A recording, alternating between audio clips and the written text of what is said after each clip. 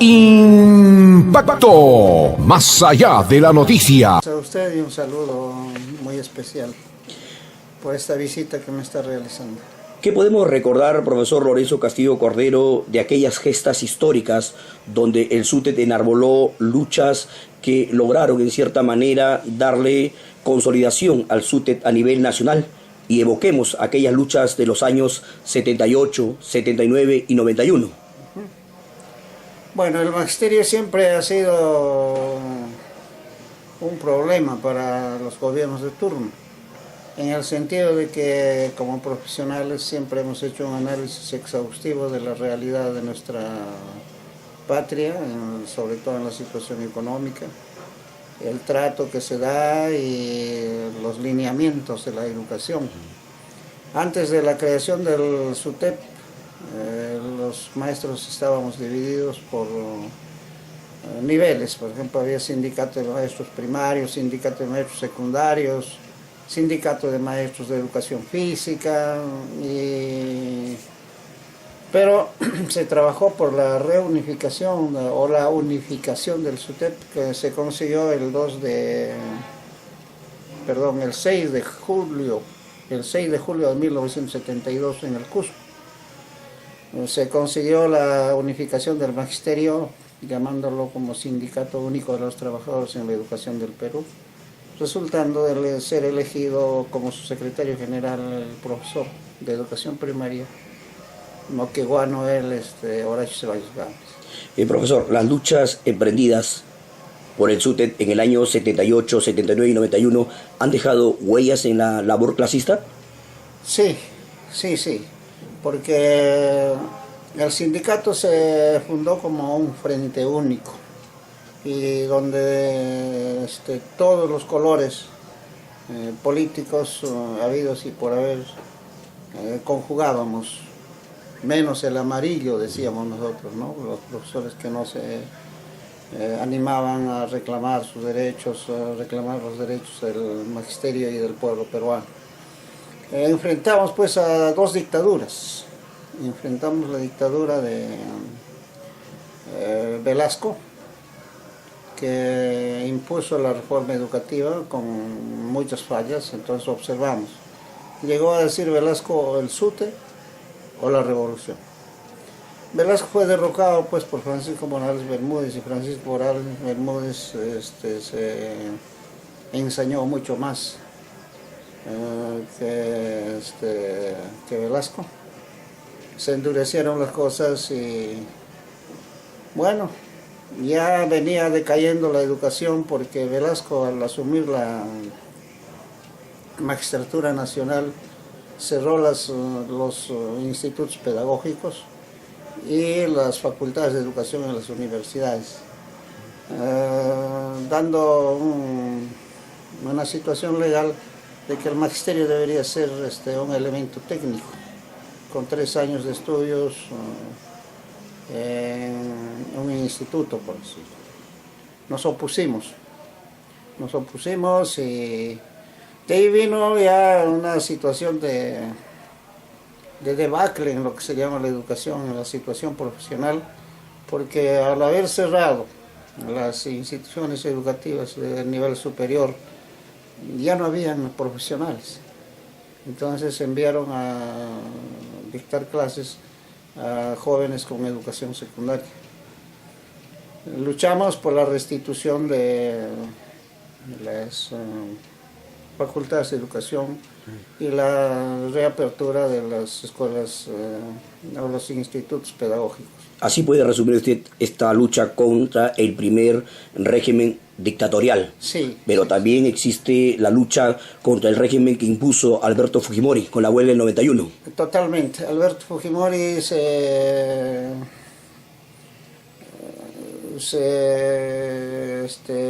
autotitulaba como un gobierno duro, que se tenía que respetar, pero estaba manipulado por Montesinos.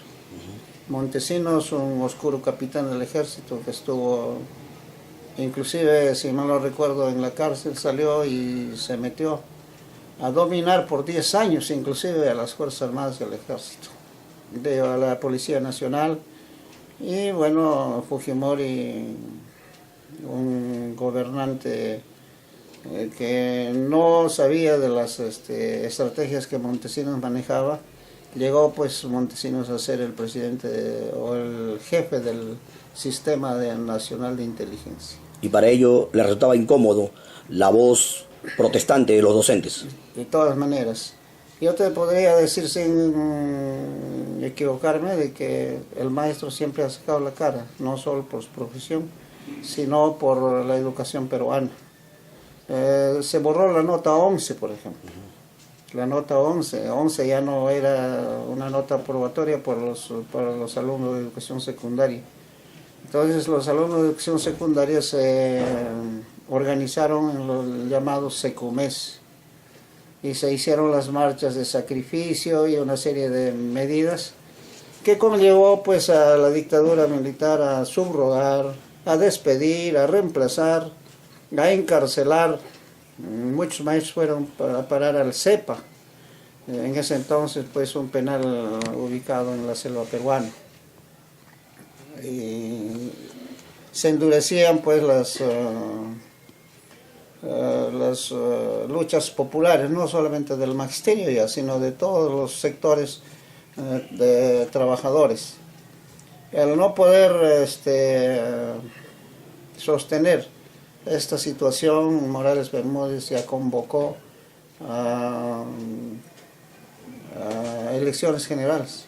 Profesor, retomando un poco la dictadura del régimen fujimorista, ¿qué logros reivindicatorios obtuvo el magisterio en su lucha del 91? Cuando siempre hemos luchado, algunas migajas han sido conseguidas y se restituyó pues la nota 11 que te decía y bueno, ya crecía ya la situación de descontento y empezaron a actuar los grupos ya subversivos. Ya se veía pues la presencia, se notaba ya la presencia, por ejemplo, de Sendero Luminoso, ¿no? Y ya crecía todo un descontento. Nosotros no estuvimos en esas luchas con Sendero, pero las reivindicaciones magisteriales y del pueblo peruano estaban en nuestro pliego de reclamos. Muy dura el trato del gobierno militar de Morales Bermúdez. Nos llevó a muchas marchas de sacrificio a nivel nacional. Enfrentamos eso. Y yo recuerdo ahora, he estado viendo en vivo la televisión cómo los maestros están siendo tratados con bombas lacrimógenas, con palos y una serie de cosas en Lima. Y me hace recordar la represión que desató Morales Bermúdez en ese entonces. Profesor, ¿se puede considerar que se ha perdido esa mística de lucha del magisterio peruano a 40 años de que se dieran importantes logros? Creo que como que se ha perdido, ha habido una etapa, ¿no? Ha habido una etapa. Fujimori se dio el lujo pues de destruir los sindicatos. Es así que ya no había estabilidad laboral, no reconocía los sindicatos y la dirigencia nacional fue cediendo, pero las bases no. Las bases, ahora podemos decir, ahora yo podría decir sin temor a equivocarme de que se está viviendo ya una dictadura porque son palos, son bombas, ya no quieren dialogar, ellos dicen yo digo y eso es lo que tienes que hacer. Entonces el magisterio, pues desde la escuelita más lejana, ¿no? Desde la la selva, el norte, el sur, los maestros están. ¿Se puede decir que esta es la cuarta lucha más consistente en la historia magisterial? Bastante. Yo creo que está renaciendo los años aurorales del SUTE en sus luchas. ¿Aún vive, profesor, en la actual clase magisterial los apostolados de lucha que dejaron Horacio Ceballos y Hugo Blanco? Bueno, más yo como docente le podría decir de Horacio Ceballos, no se rindió. no se rindió, llegó inclusive a ser candidato a la presidencia de la República y fue elegido como diputado. Falleció pues ejerciendo la responsabilidad en la Cámara de Diputados. No sé cuál habría sido en adelante su vida, falleció muy joven, a los 42 años, si mal no Como usted lo ha señalado, Horacio Ceballos no se venció. Y vemos que esta clase magisterial que sigue luchando en Lima tampoco pretende vencerse. Tampoco pretende vencerse. Mucho el gobierno se jacta de decir que bueno, pues son extremistas, son senderistas y tantas cosas. Yo diría de que con esos apelativos el gobierno le está haciendo propaganda si existen esos grupos, ¿no? Es el propio gobierno que hace apología. Es el propio gobierno que se está haciendo propaganda. Profesor, ¿qué experiencia recuerda usted de esas luchas que de seguro ha sabido compartir con Horacio Ceballos? Horacio Ceballos llegó inclusive aquí a mi casa. Ya estaba diabético ya estaba diabético. Y recuerdo una anécdota que la diabetes posiblemente produce mucho sed. Había entrado a la refrigeradora y se tomó un jarro de limonada y se sintió muy mal. Pero los maestros estábamos con él, ¿no? Estábamos con él y era un hombre tratable. Donde estaba él, maestro o no, le decían maestro. Para mí era un hombre muy consecuente. Supo darle un valor agregado a la palabra maestro. Sí, bastante. Y él decía, maestro, en tu libro de lucha he aprendido que no traicionar es un mandamiento. Y los verdaderos sutepistas siguen por ese camino. Claro, siguen, nos han legado el SUTEP. Para mí el magisterio actual no está dividiendo al SUTEP, está fortaleciendo al SUTEP. Podría decir que el logro de la ministra es haber fortalecido a los maestros alrededor del SUTEP, y el SUTEP no morirá. Querrán matarlo, pero no podrán matarlo. Lorenzo Castillo Cordero ha cesado en uno de los SUTEBASES reconocidos por ser la más combativa en la provincia de Casma, como es el SUTEBASE César Vallejo. ¿Qué evoca de esos tiempos, profesor? Bueno, es que han cambiado los tiempos. Yo he trabajado en César Vallejo. He cesado con 33 años de servicios al Estado. No me refiero al grupo gobernante, sino al Estado peruano. Y sabíamos dialogar. También ya habían contratados en mi época. Entonces venían las amenazas como vienen las amenazas ahora. Los contratados tienen que trabajar, los directores no lo tienen que tocar. Los directores también tienen que trabajar. Y ellos no pueden tocar. Entonces venía, por ejemplo, un oficio para que el director informe de los paros o de las huelgas.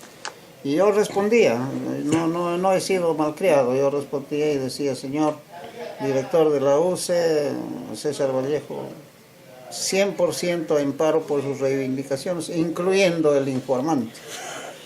Y los padres de familia nos apoyaban mucho. Había un señor Piscino, que no sé si él ya no existe, pero él era un flaco muy combativo y se paraba en la puerta. El papá de los Piscino Pacheco. Por mi cadáver pasarán los reemplazantes, pero mis maestros tienen que regresar.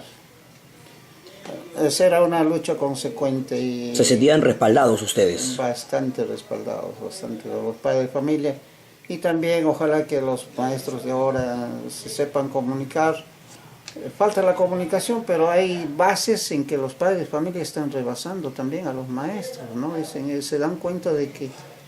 ¿Qué cosa hay, por ejemplo? Yo cuando era niño recuerdo aquí en Ancash, donde está la Universidad Nacional Santiago Antúnez de Mayolo, había un local de un instituto que se llamaba el Instituto de Artes y Oficios. Trabajaban o estudiaban los jóvenes que terminaban primaria hasta el tercero de secundaria, pero salían con los, en ese tiempo conocía como oficios, salían pues mecánicos, salían electricistas, salían... Como llamarse la educación técnica hoy en día. Una educación técnica. Más adelante inclusive se implantó las escuelas prevocacionales, donde se preparaba pues a los alumnos para la vida, ¿no? Y luego una secundaria completa con los institutos técnicos o tecnológicos que ya daban título de tecnólogos a los estudiantes que terminaban. Aquí nomás en Yaután, el colegio secundario agropecuario ya daba títulos de técnicos agropecuarios. Yo conversaba con el profesor que tiene su título de agropecuario y le decía, ¿cómo está eso? No, me dice, ya no hay, ya no existe, y me han dado a mí los cursos de formación laboral. Entonces la educación ha venido de más a menos. Y ahora eso tiene la culpa el maestro, dice. Le echan la culpa. Le echa la culpa al maestro. Entonces, ¿cómo va a tener la culpa el maestro si se manejan los documentos curriculares hechos en carpeta, hechos en el Ministerio de Educación?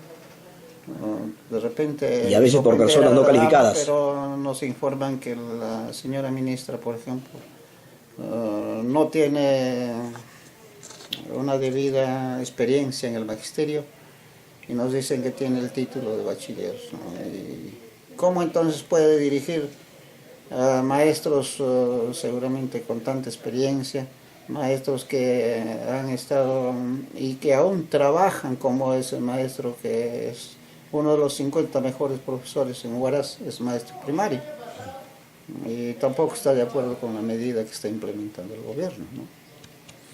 Profesor, el SUTE base César Vallejo en su momento ha jugado un rol importante en demostrar solidaridad y respaldo a muchas gestas históricas que se han dado en la hermana provincia del Santa, en la provincia de Trujillo, porque cada vez que sus manifestantes se iban a la capital de la República para protagonizar luchas en favor de sus representados, el SUTE base César Vallejo los acogía, les abría los brazos. Así es. Yo creo que en ese tiempo, no sé si las autoridades educativas de la provincia no fueron tan cáusticas, o como había unidad, César Vallejo marcaba respeto. Yo recuerdo que un alcalde había despedido más de 400 trabajadores en Trujillo, en la municipalidad. Ellos hicieron una marcha de sacrificio. Y los recibimos en la entrada de Casma, y para pasar la noche y descansar ofrecimos un aguadito, que siempre está en las luchas, y para pernoctar en las aulas de César Vallejo. Y todos, varones y mujeres, estábamos solidarizándonos con ellos, porque sabíamos que eran luchas justas y habían sido despedidos pues por acciones políticas. Similar comportamiento expresaron con quienes lucharon por la Universidad Nacional del Santa, como también por los trabajadores de la empresa San Jacinto. Con los cañeros, con los estudiantes universitarios del Santa, con todos los que siempre han emprendido la lucha para reivindicarse, que hemos estado siempre presentes. En términos generales, profesor, ¿qué lectura tiene usted de esta huelga nacional? Bueno, esta huelga nacional la estoy comparando. Mal haría nuestro presidente, yo voté por él con muchas esperanzas, pero ahora me veo desilusionado. No tendría ninguna autoridad de criticar, por ejemplo, a la República Hermana de Venezuela, diciendo que allí hay una dictadura, cuando aquí las bombas y los palos están sonando, me parece, más que en Venezuela, ¿no? Entonces hay un odio para mí del gobierno hacia el pueblo peruano. Y esto se refleja, profesor, por la intransigencia de poder establecer una mesa de diálogo representativa con los docentes de las regiones. Claro. Yo conversaba el día de hoy, no voy a decir el nombre, con un concejal, y me decía que ya, ¿qué dice usted? ¿La huelga debe levantarse? Sí, le digo, debe levantarse, pero con diálogo. Pero el diálogo está ofrecido. ¿Qué quieren? Una mesa de diálogo, establecer una mesa de trabajo, pero que lo hagan con la ministra. Le digo, si yo voy a usted a buscarle en su en su oficina, porque quiero conversar algo con usted, y usted me dice converse pues con un sereno o con un policía municipal. Y más o menos así la figura, de repente el ejemplo no da, pero más o menos la figura. Como para graficar Claro, la realidad. para graficar la realidad, sí. ¿Se puede calificar, profesor, como justa las reivindicaciones que están buscando los docentes en las calles? Definitivamente, sobre todo el punto sexto del pliego del diseño de evaluación en aula, del desempeño en aula. Respecto a las rúbricas. Sí, a eso me quiero referir. La situación de la evaluación del docente en aula es desconocer la profesión del docente, porque el docente se ha preparado durante 5 años, llámese en el instituto pedagógico o en la universidad, para manejar todas las labores en aula. ¿Con cuántos alumnos? Con no menos de 30, 35, yo recuerdo una vez tenía 62 alumnos. Y el docente está preparado para eso, no está para que alguien venga y le diga, tú tienes que hacer en 1 minuto esto, en 2 minutos el otro, y en 2 minutos, y el niño tiene que estar atento, y por si acaso si se ha movido, el docente tiene la culpa. El mismo hecho de que haya alguien extraño que no está todos los días en aula, distrae pues al alumno, y mucho más será cuando alguien va a decir, bueno, esto es lo que tienes que hacer, y esto no estás haciendo. ¿Y quién será ese? Pues será un hombre versado en lo que es la pedagogía. O sea que al maestro se quiere tener como un instrumento nada más. Profesor, en cada una de las luchas que se ha protagonizado desde el SUTED en los últimos años, los pliegos de reclamo han ido en función a los docentes en actividad y se ha postergado a los docentes cesantes y jubilados. Sí, eso se ha recrudecido. En mi tiempo también habían los docentes cesantes y jubilados, antes que tenían su local. Bueno, yo también ahora pertenezco a la Asociación de Cesantes y Jubilados. También nos reuníamos con ellos en Cerro Viejo, en nuestro patio, en nuestras aulas. Y bueno, no sé si es una omisión de que en estos últimos pliegos de reclamo no se están considerando a los docentes cesantes y jubilados, pero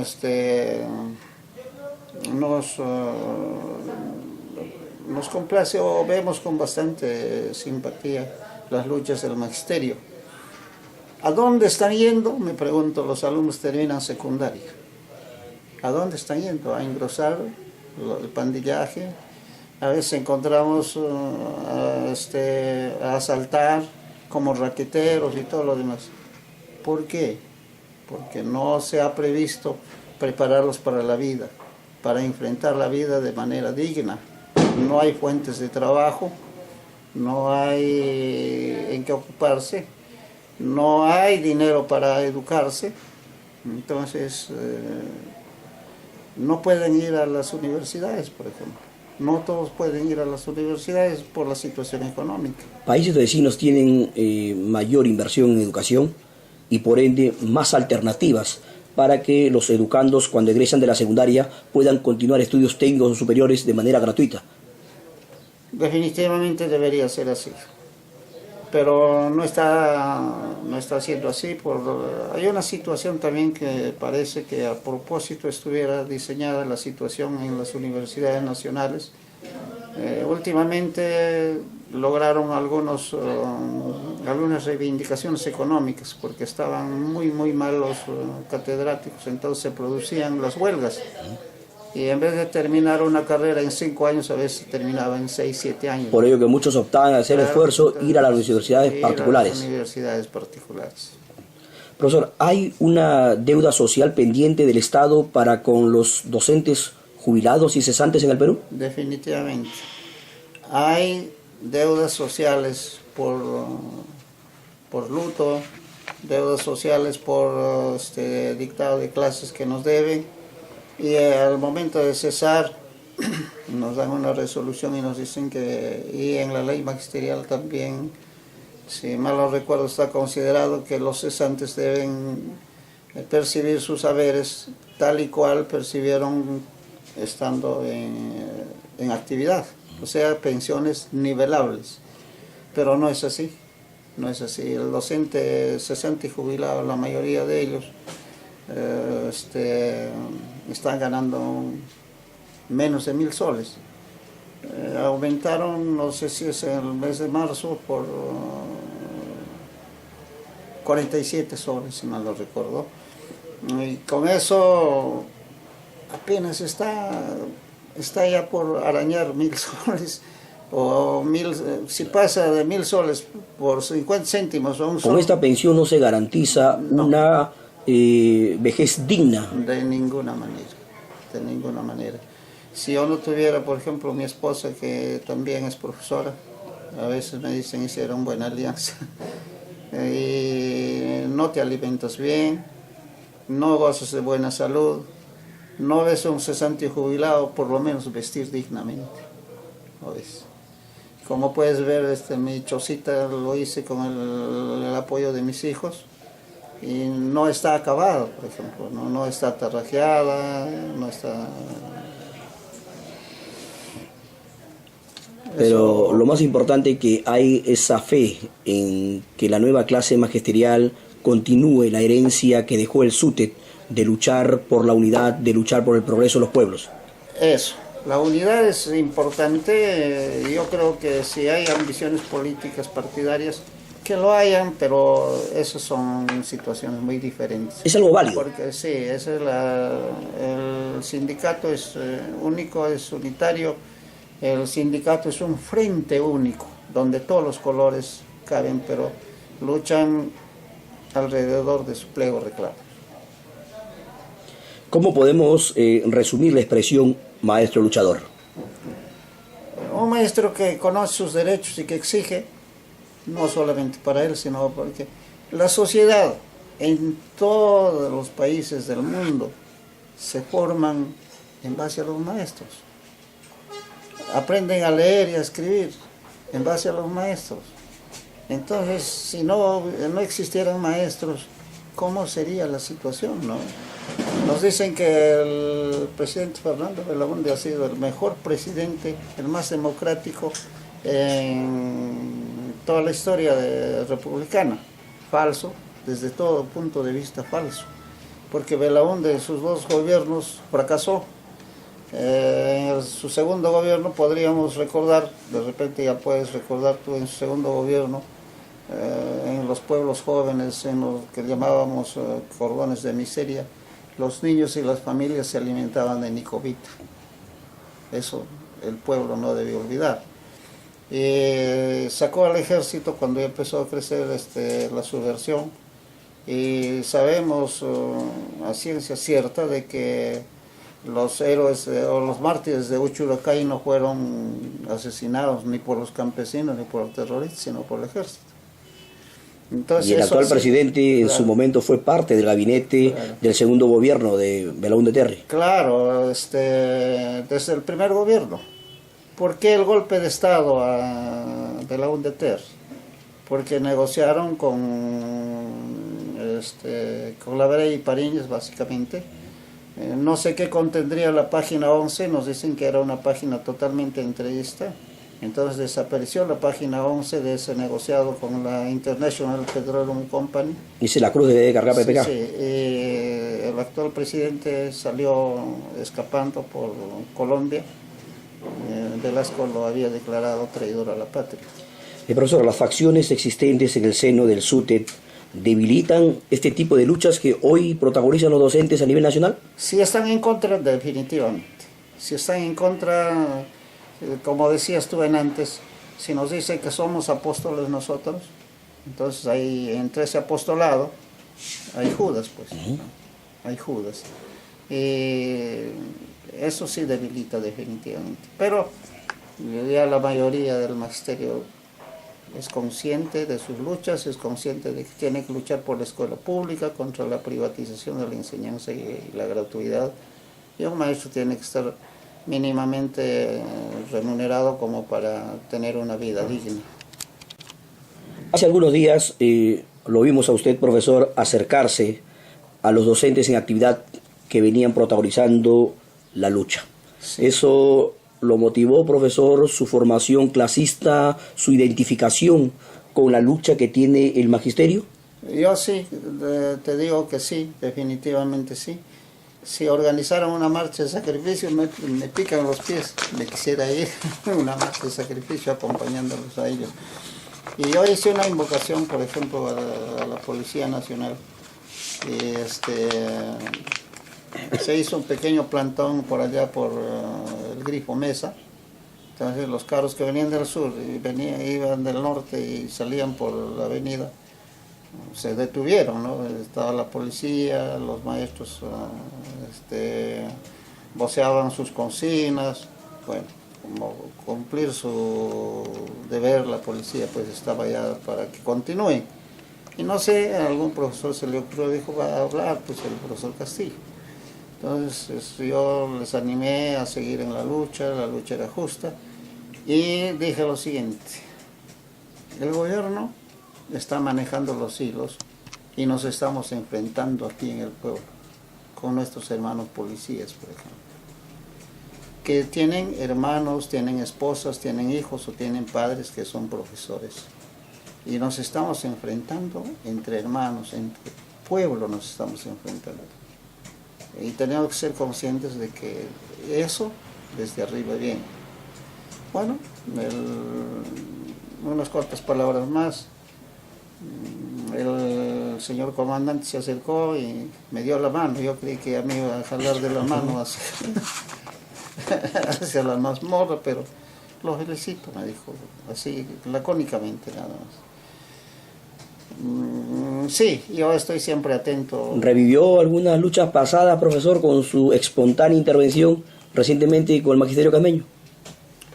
Sí. Tendríamos todo un día o 2 días para contar lo que hemos pasado nosotros. Hemos enfrentado a las bombas, a las balas. La justicia que tú reclamas te empuja tu corazón. Te llena de fortaleza. Sí, te fortalece, pierdes el miedo, porque sabes lo que estás reclamando es justo. No estás reclamando nada injusto. No estamos los maestros para subvertir las cosas, sino reclamar la justicia. Y no solamente para el maestro, porque tenemos nuestro material de trabajo es el alumno. El ¿Y mejor cómo capital. está ese alumno? Esa sería la pregunta. ¿Está bien alimentado? ¿Tienen sus padres fuentes de trabajo? ¿Tienen los útiles completos? No tienen. Entonces, con esos alumnos, el maestro tiene que ser un gran alfarero para construir esa cerámica hermosa. ¿Qué mensaje puede compartir usted con los docentes? Hay que seguir en la lucha, porque sabemos que es justa la lucha, y no hay que discriminar. Siento y vivo y veo que hay discriminación de los nombrados hacia los contratados. Como también de los activos para con los cesantes. Sí, los activos para los cesantes, y lo que queremos es unificar, apoyarnos bien. Nosotros en nuestras luchas decíamos nombramiento de contratados, y profesionalización de los profesores que fueron nombrados con 5º año de secundaria. A lo que se le llegó a denominar profesores de tercera. Sí, esos profesores de tercera se profesionalizaron por nuestras luchas, por nuestras exigencias se profesionalizaron. Arrancamos al gobierno que autorizara a las universidades y a los pedagógicos para que allí ellos opten su título o su grado. Gracias, profesor, por esta entrevista. Muchas gracias por refrescarme un poco la memoria, porque estoy siempre pendiente de lo que es, pero he vivido un poco lo que ha pasado, las persecuciones. De repente ya se van a dar también hemos tenido profesores deportados, como te dije antes, profesores encarcelados, subrogados. Ojalá que ya no se den estas cosas, ¿no? Porque si no es definitivamente una dictadura en el Perú.